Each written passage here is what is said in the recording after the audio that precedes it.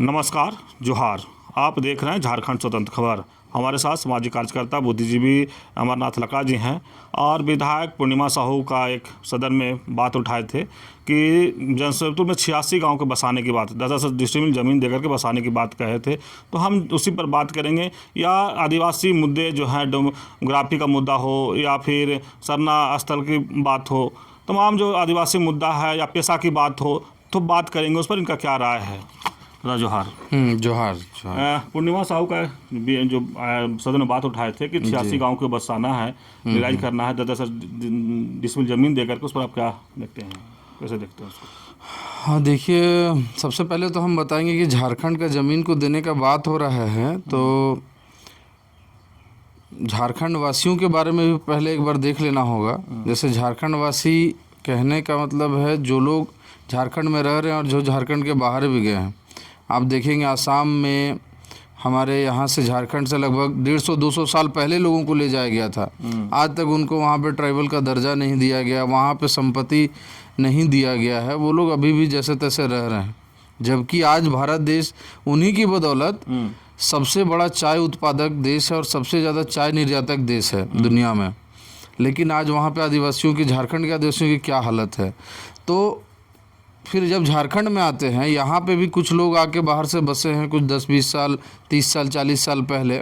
उन लोगों के लिए मांग हो रही है कि उनको 10-10 डिसमिल ज़मीन दे के यहाँ पे परमानेंट बसाया जाए। तो मेरा यही कहना है पूर्णिमा जी से कि जो लोग सक्षम हो रहे हैं वो अपने अपने ज़मीन लेके कहीं ना कहीं बस रहे हैं, उनको कोई रोक टोक नहीं है। लेकिन सरकार अगर 10-10 डिसमिल ज़मीन दे के बसाने लग जाए तो ये फिर एक तरफा फैसला हो जाएगा किसी विशेष जाति समुदाय के लिए या किसी विशेष क्षेत्र से आने वाले लोगों के लिए। क्योंकि आदिवासियों के साथ तो ऐसा नहीं हो रहा है कि उनको 10-10 डिसमिल ज़मीन दे दिया जा रहा है, उनको बसा दिया जा रहा है। ऊपर से यहाँ तो आदिवासी का ज़मीन लूटता ही जा रहा है। जो भी झारखंड का आदिवासी है, मूलवासी है, उसका ज़मीन लूटते जा रहा है। जैसा हम लोग देखे थे जब अडानी पावर प्लांट लग रहा था, तो जब रैयत नहीं देना चाहते थे, खेत में जाकर उनका ज़बरदस्ती ट्रैक्टर चला दे रहा था लोग, उनको मार पीट के भगा दे रहा था लोग। तो माने दो तरफा हो जाएगा। एक वर्ग विशेष के लिए आप अलग नज़रिया रख रहे हैं, एक वर्ग विशेष के लिए अलग, तो वो नहीं होना चाहिए मुझको लगता है। और दूसरा आप देखेंगे 2016 में सुप्रीम कोर्ट का एक ऑर्डर भी आया था जिसमें लगभग 15 लाख फॉरेस्ट ड्वेलर्स, मतलब जो जंगल में रहते हैं, मूलतः आदिवासी लोग ही रहते हैं, उनका जिनका पेपर नहीं है ज़मीन का, जिन्होंने आवेदन किया था बंदोबस्ती के लिए, जिसको खारिज कर दिया गया था, उन सबको जंगल से खदेड़ के भगाने का आदेश जारी किया गया था। बाद में लोगों ने विरोध किया, तो भारी विरोध की वजह से फिर उसको स्टे किया गया है, उस फैसले को। तो जब आदिवासियों के प्रति जो यहीं के हैं, आदिवासी कहीं से नहीं आए हैं, आदिवासी यहीं के हैं, लगभग 1000 साल से यहीं हैं और कहीं से नहीं माइग्रेट हुए हैं। फिर भी आज हम ही से यहाँ पे स्थानीयता मांगा जाता है, हम लोग को यहाँ पे ज़मीन नहीं दी जाता है, यहाँ से भगाया जाता है। और जो 20 साल पहले आए हैं, 30 साल पहले आए हैं, उनको अगर ज़मीन देने की बात करते हैं तो न्यायपूर्वक नहीं है मुझको लगता है। लेकिन अमरनाथ दा, 86 गांव का जो मांग हो रहा है कि बसाया जाए, तो उसमें आदिवासी हैं या फिर क्या? देखिए, मूलतः उसमें बाहर दूसरे राज्यों से काम करने के लिए जो टाटा कंपनी में मजदूरी करने के लिए लोग आए थे, वो लोग हैं। तो यहाँ के स्थानीय लोग नहीं हैं उसमें। अच्छा, उसमें। लेकिन अगर आदिवासी मुद्दा पर कहें, चाहे पारसनाथ की बात करें या डेमोग्राफी की बात करेंगे या तमाम मुद्दे पर, आप क्या कहेंगे उस पर?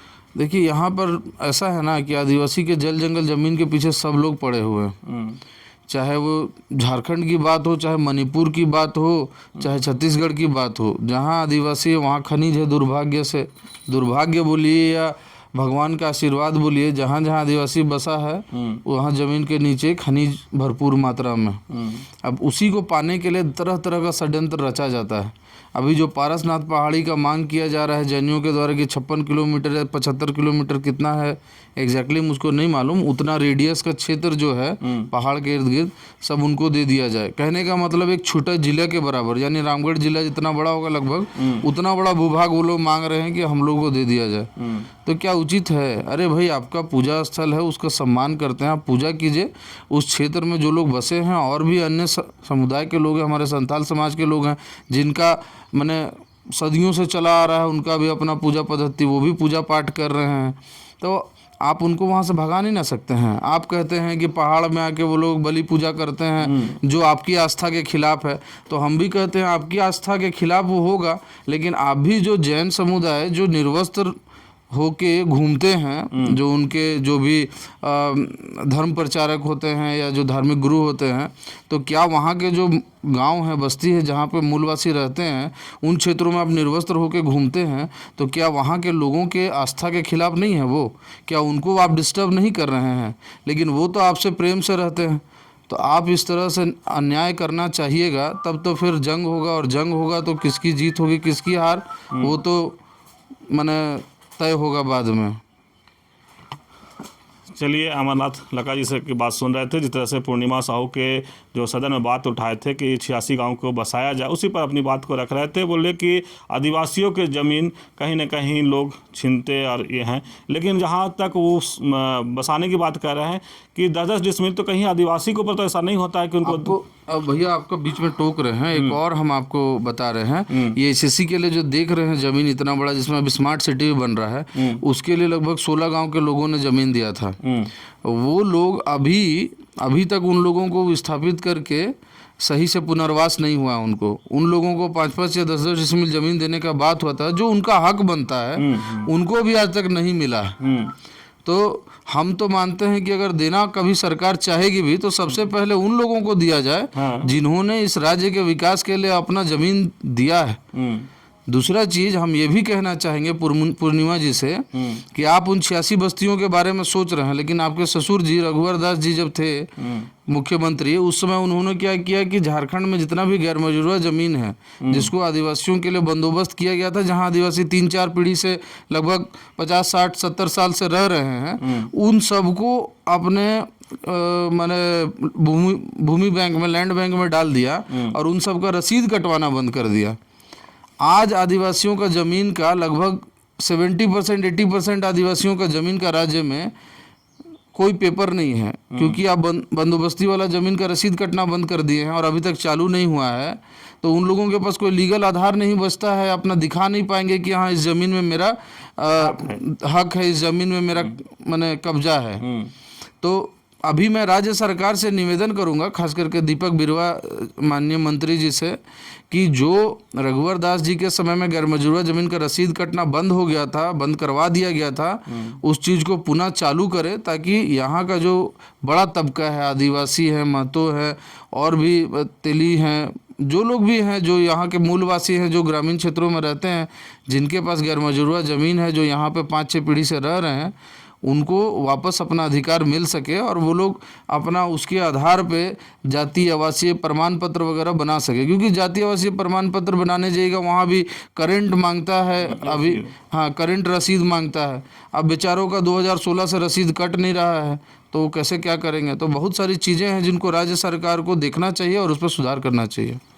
चलिए, अमरनाथ जी बीच में फिर अपनी बात को रखें, लेकिन हम बता दें कि जिस तरह से ये कह रहे हैं कि रघुवर दास जी जिस तरह से लैंड बैंक किए थे, उसमें गरमजरुआ ज़मीन जो आदिवासियों का ज़मीन था वो ले लिए हैं, रसीद काटना बंद हो गया, उस पर ये बात कह रहे थे। लेकिन दीपक बिरुवा जी से कह रहे हैं कि मंत्री जी से कि उस चीज़ को ध्यान में रखते हुए या HEC के जो विस्थापन था उसके पर जो उस समय भी 5 डिसमिल या 10 डिसमिल देने की बात हुआ था, उनको भी देने की बात सोचे या देना चाहिए, जबकि हक उनका था कि विकास में मैंने HEC बना था उन लोग के ज़मीन में, इसलिए उनको देने की ज़रूरत है। जहाँ तक रही बात जो पुनर्वास या की बात हो रहा है, तो इनका कहना है कि जो उचित है उसी पर विचार करना चाहिए। तो इस तरह खबर को देखने के लिए झारखंड स्वतंत्र खबर से जुड़े रहिए। जोहार, नमस्कार। जोहार।